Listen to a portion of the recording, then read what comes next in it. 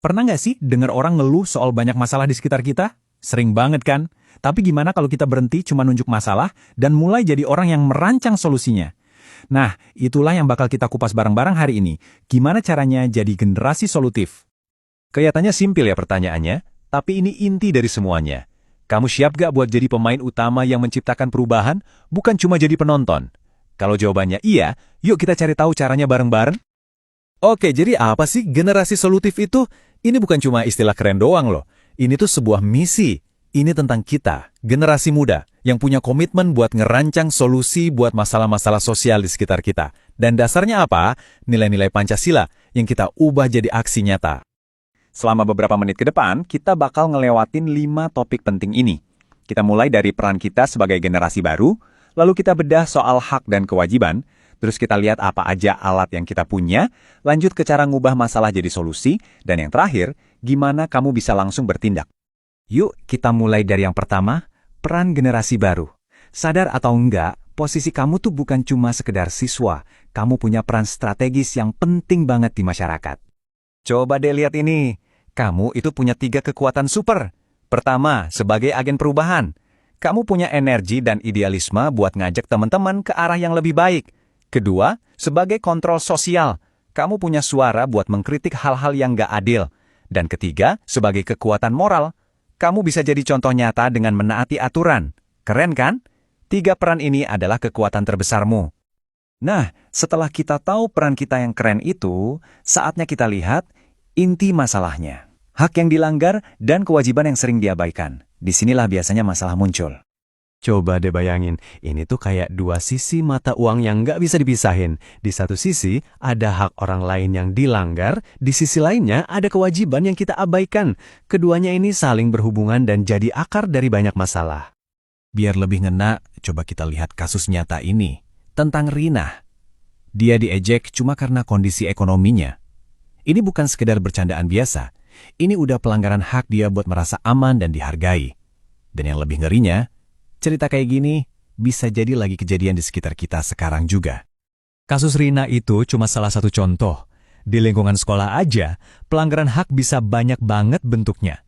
Mulai dari perundungan, diskriminasi yang bikin susah belajar, sampai nyebarin foto pribadi orang tanpa izin.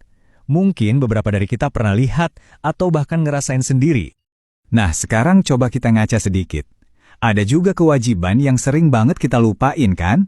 Hal-hal yang kelihatannya sepele kayak menghormati hak teman, nggak nyontek, buang sampah pada tempatnya, sampai nggak ikutan nyebar hoaks. Ini semua tanggung jawab kita bareng-bareng. Oke, masalahnya udah jelas. Terus, kita punya senjata apa buat ngatasin ini? Nah, kita masuk ke bagian ketiga. Alat kamu untuk keadilan, yaitu Pancasila dan hukum.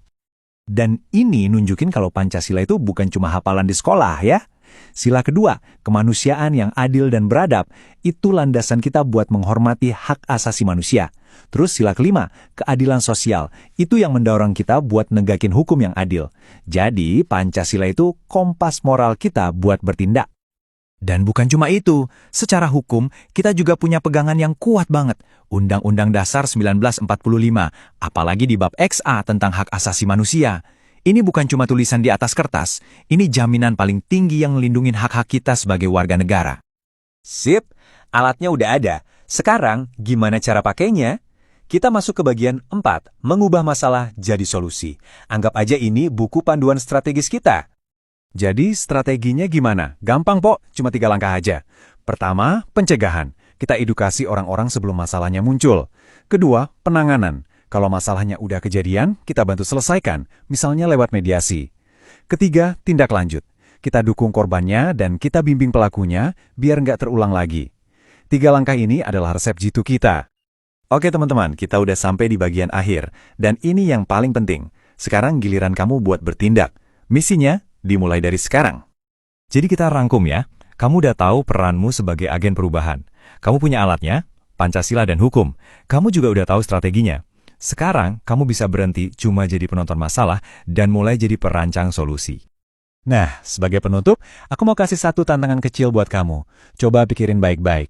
Apa satu aja pelanggaran kecil yang kamu lihat setiap hari yang bisa kamu bantu cegah mulai minggu ini? Jawabanmu adalah langkah pertama dari perubahan yang nyata. Jadi, dari video tersebut kita bisa mengambil kesimpulan yaitu peran aktif warga negara sangat dibutuhkan dalam penyelesaian konflik agar tercipta lingkungan yang aman, damai, dan harmonis. Sikap saling menghormati, komunikasi yang baik, serta mencari solusi secara bermusyawarah dapat membantu mengurangi terjadinya perselisihan. Dengan adanya kerjasama antara masyarakat dengan pihak terkait, konflik dapat diselesaikan secara bijak tanpa menimbulkan perpecahan. Sekian, terima kasih.